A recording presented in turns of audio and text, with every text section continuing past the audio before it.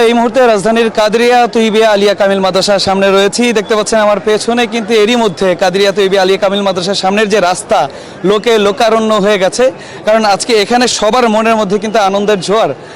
কারণ রসুল পাক সাল্লাল্লাহু আলাইহি সাল্লাম হযরত মুহাম্মদ সাল্লাল্লাহু আলাইহি সাল্লামের শুভ আগমন উপলক্ষে, পবিত্র ঈদে মিলাদুন্নবী উপলক্ষে আজকে কিন্তু দেশের বিভিন্ন জায়গায় থেকে, বিভিন্ন জেলা থেকে কিন্তু আসলে লোক সমাগম এখানে হয়েছে। দূর দূরান্ত থেকে মানুষ এরা এসেছেন এবং অপেক্ষা করছেন জশ্নে জুলুস বের হওয়ার জন্য। আসলে আপনি যেটা প্রশ্ন করেছেন যে জশ্নে জুলুস শুরু হয়েছে কিনা, এখনো পর্যন্ত জশ্নে জুলুসের যে র্যালি সেটি শুরু হয়নি, তবে শুরু হওয়ার কথা রয়েছে 11টা নাগাদ। আশা করা যাচ্ছে যে সেই জশ্নে জুলুসে ঈদে মিলাদুন্নবী সেটা শুরু হবে। এখানে আমি যেটা বলেছি যে দেশের বিভিন্ন প্রান্ত থেকে অনেক ধর্মপ্রাণ মুসল্লিরা এসেছেন, তার সাথে সাথে কিন্তু ইসলামিক স্কলাররাও আছেন। আমরা একটু কথা বলবো এই জুলুস সম্পর্কে একজন ইসলামিক স্কলারের সাথে।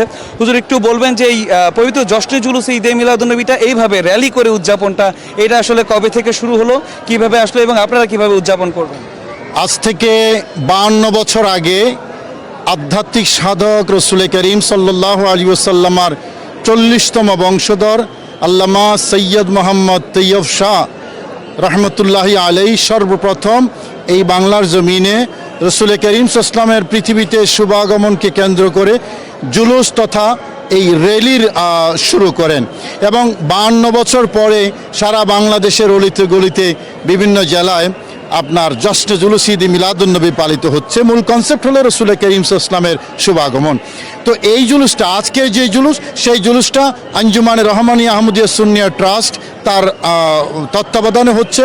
এবং এই ট্রাস্ট 2টা জুলুস করে মেইনলি। সারা বাংলাদেশে গৌসে কমিটি অনেক জুলুস করে, তবে মেইনলি 2টা জুলুস। 9 রবিউল আউয়াল অর্থাৎ আজকের দিন প্রতি বছর 9 রবিউল আউয়াল ঢাকায় হয়। এবং সারা পৃথিবীতে বৃহত্তর জুলুসটা প্রায় 70 থেকে 80 লক্ষ মানুষের জমায়েত হয়। এই ট্রাস্টের তত্ত্বাবধানে যে আরেকটা জুলুস প্রতি বছর হয় সেটা হলো 12 রবিউল আউয়াল, যেটা 26 তারিখ আমরা করব। মূলত নবীজির পৃথিবীতে শুভাগমন, এটাই হলো আনন্দের বিষয় সকল ইমানদার মুসলমানের। এই আনন্দকে আমরা উদযাপন করার জন্যই আল্লাহর নির্দেশে কোরআন হাদিসের আলোকে আমরা জশ্নে জুলুস ঈদে মিলাদুন্নবী পালন করি। অনেক ধন্যবাদ, যেমনটা তিনি বলছিলেন। এবং আজকের জশ্নে জুলুসে কিন্তু নেতৃত্ব দেবেন রাসূল পাক সাল্লাল্লাহু আলাইহি সাল্লামের 42তম বংশধর পীরে বাঙ্গাল সৈয়দ মোহাম্মদ সাবির শাহ মাদ্দাজিল্লুল্লাহ আলী, এবং তার সাথে কিন্তু আরও 2জন আল্লাহর রাসূল এই জশ্নে জুলুসে সদরত করবেন। তাদের মধ্যে রয়েছেন সৈয়দ মোহাম্মদ কাসিম শাহ মাদ্দাজিল্লুল্লাহ আলী এবং সৈয়দ মোহাম্মদ আকিব শাহ মাদ্দাজিল্লুল্লাহ আলী, এবং তাদের নেতৃত্বে আর অল্প কিছুক্ষণের মধ্যেই কিন্তু আসলে জশ্নে জুলুসে ঈদে মিলাদুন্নবী শুরু হবে। এবং এখানে যারা ধর্মপ্রাণ মুসল্লি যারা আসছেন তারা বলছেন আসলে যেই রসুলকে সৃষ্টি না করলে কুল কায়নাতের কোনো কিছুই সৃষ্টি করা হতো না।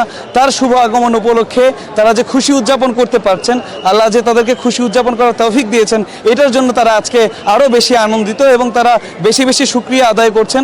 এখানে কিন্তু হামদ নাত থেকে শুরু করে সূরা কালাম, দুরুদ সালাম এবং রাসূল পাক সাল্লাল্লাহু আলাইহি সাল্লামের ওপর বেশি বেশি দুরুদ শরীফ আসলে এখান থেকে পেশ করা হচ্ছে।